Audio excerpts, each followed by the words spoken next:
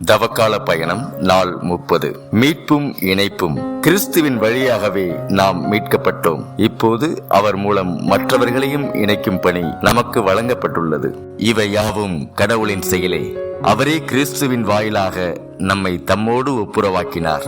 ஒப்புரவாக்கும் திருப்பணியையும் நமக்கு தந்துள்ளார். 2 கொரிந்தியர் அதிகாரம் 5 இறைவசனம் 18. இந்த வசனம் நம்மை கடவுளுடன் இணைக்கும் கிறிஸ்துவின் பணி குறித்து நினைவூட்டுகிறது. நாம் மீட்கப்பட்டதாலேயே மற்றவர்களையும் இறைவனின் அன்பிற்குள் அழைக்கும் பொறுப்பு நமக்கு உள்ளது.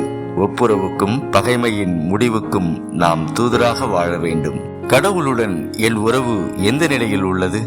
மற்றவர்களுடன் என் உறவை நான் எப்படி மேம்படுத்துகிறேன்?